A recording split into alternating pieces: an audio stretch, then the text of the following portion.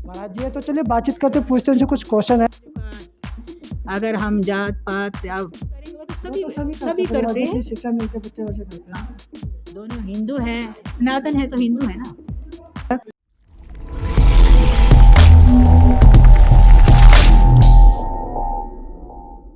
सबसे बड़ा साधन है। और जीव कहाँ बिगड़ता है? बोले जीव जन्म से नहीं बिगड़ता, जीव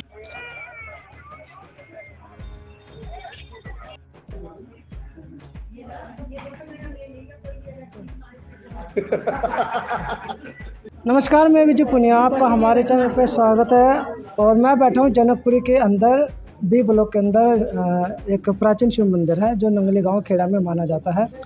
और हमारे साथ है नंगली गांव से ही संबंध रखने वाली वहाँ की मूल निवासी दिशा मैम, जो आज के वक्त में श्री 1008 मंडलेश्वर अनंता महाराज जी या महारानी जी महाराज जी है। तो चलिए बातचीत करते, पूछते हैं उनसे कुछ क्वेश्चन है।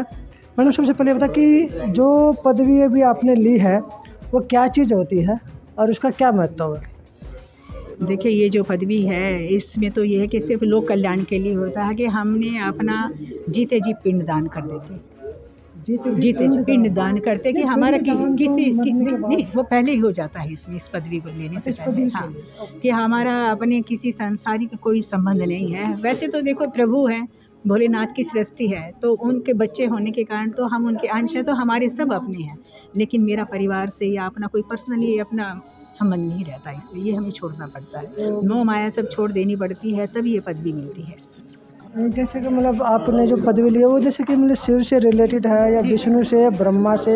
शिव की, हम तो शिव की ही आराधना करते हैं और बेटी महाकाल की मैं हूँ, तो शिव के साथ ही शिव का ये त्रिशूल भी। अच्छा, हाँ, शिव का त्रिशूल मिला मुझे जी। तो जैसे आपने बताया कि जीते जी पिंड दान हो जाता है, उसके अलावा आपने भी बताया कि घर परिवार सब छोड़ना पड़ता।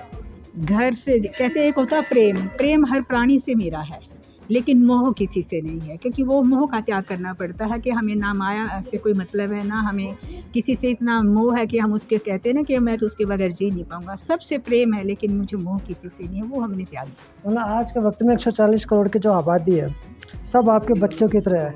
बिल्कुल यही कि नहीं, बच्चों की तो नहीं, मेरे परिवार की तरह, क्योंकि भोले नाथ जो है शिव की होते हैं, उनके लिए सब बच्चे होते हैं ना। बच्चे अब जो बड़े हैं मेरे से संत है, मैं उनको कैसे बच्चा कह सकती हूँ? इतने बड़े बड़े संत हैं, मैं उनको बच्चा नहीं कह सकती। संतों का नहीं तो संत तो उसमें 140 में तो संत भी आ गए ना। नहीं, संतों को नहीं, मैंने संतों को अलग रखा है। हाँ, संतों को, अगर महंतों को, संतों को जो इस क्षेत्र में आगे निकले हैं, मैं उनको अपना बच्चा नहीं कह सकती। हम तो खुद उनसे आशीर्वाद लेने चाहते हैं। हाँ, वो तो ये है बच्चों की तरह हो। हाँ, वो मतलब कोई भी अगर दुख परेशानी अगर आती तो हम आपके पास बिल्कुल आ सकते हैं। और अगर अगर कहीं मैं किसी की परेशानी दूर कर सकती हूँ, उसके लिए हमेशा तत्पर हूँ, हमेशा तैयार हूँ। तो जो भी आपने भी पदवी लिया है, ये सनातन धर्म के अंदर आती है, हिंदू धर्म के अंदर आती है? देखिए, हिंदू और सनातन को आप अलग अलग ना करें, क्योंकि जो हिंदू है तो वो सनातनी तो है ही, तो सनातन धर्म के साथ ही जुड़े हम तो, और उसी को आगे बढ़ाएंगे। हिंदू तब आगे जाएगा तो सनातन धर्म नेचुरली आगे जाएगा।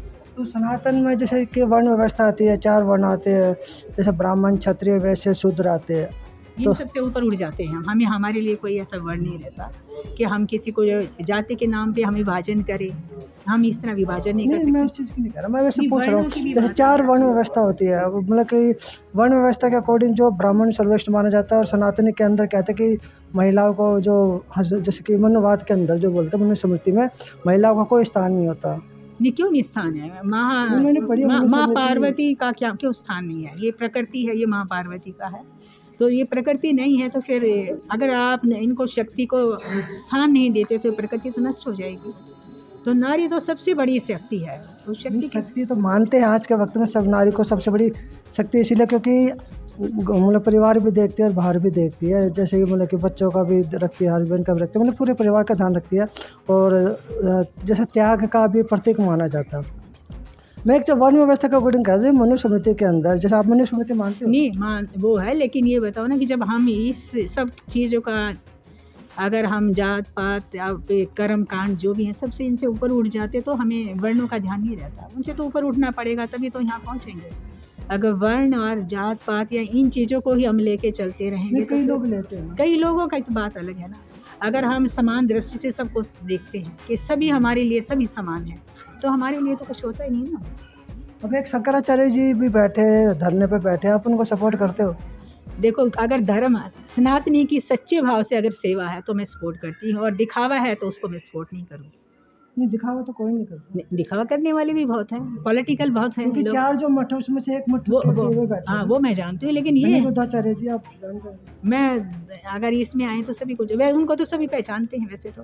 क्योंकि सोशल मीडिया में कह रहे हैं कि जो मोदी जी का मतलब कि विरोध करता या भाजपा का विरोध करता, उसको वो धार्मिक नहीं होता। नहीं, जो ऐसा मिले नहीं उनके लिए होता। बोला गया, आपके लिए। वो बोलने का तो खैर इंसान है, वो बोलेंगे कुछ ना कुछ बातें, लेकिन ये तो साक्षात दिख रहा है कि भी जब एक चीज़ की किसी चीज़ को मना किया गया है तो वो वहाँ अगर ज़बरदस्ती घुसेंगे तो क्या करेंगे।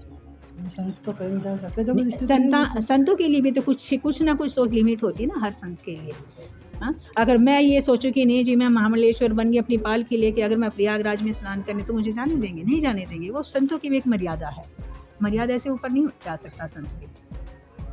तो ऐसा जैसे अब आप मतलब घर परिवार आपने छोड़ दिया, तो बच्चे जो पोते भी आपके होंगे, बच्चे भी होंगे, वो खुश है या उनको थोड़ा दुख है कि भाई आप उनके बीच में रहोगे ना? वैसे तो नहीं, उनके बीच में हूँ। देखो, उनके दुविधा है, खुशी इस बात की है कि चलो यहाँ ऐसे संतों के बीच में हम निकल गए, ये ऐसा रास्ता प्रभु ने दिया हमको। और थोड़ा थोड़ा कहीं ना कहीं तो मलाल रहता ही है परिवार में कि अब हमारे से कोई प्यार नहीं, इनको अपनी मर्जी से करना है, कहीं निकल जाएंगी।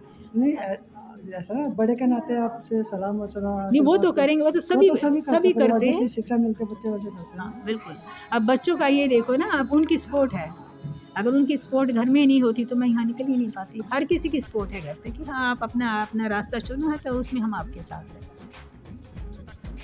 और जैसे मान लिया आप कहीं भी जाओगे, जब मतलब लोग आपको बुलाने भी आएंगे, घर पे भी मतलब आपको लेके जाएंगे, आपका सम्मान करेंगे, आपके पैर भी छूएंगे, तो आप उनको क्या बातें बताओगे कि भाई आपको कैसे रहना चाहिए, कैसे नहीं? क्योंकि ज़्यादातर हर घर में कुछ ना कुछ दुख रहता ही है। नहीं, दुख का देखो वो निवारण तो प्रभु के हाथ में है। हम तो यही बता सकते हैं कि अगर दुख अगर प्रभु निवारण करते तो किसी को दुखी नहीं होता ना। नहीं, तो वो तो अपने प्रारब्ध है ना। आपने आज कर्म कोई तो रास्ता आप बताओगे। नहीं, आज कर्म जो किए हैं आपने, तो वो मेरे भी तो प्रारब्ध हैं जो आज यहाँ मैं बैठी हूँ।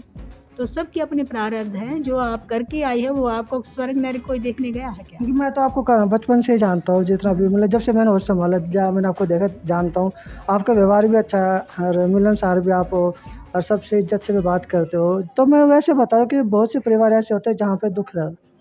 नहीं, देखो, दुख का कारण तो मैं भी नहीं बताती, वो प्रभु जानते हैं। क्योंकि अगर आज हम किसी के साथ कह रहे कि बॉल को जिस वेग से फेंकोगे ना, उस वेग से वापस आएगी।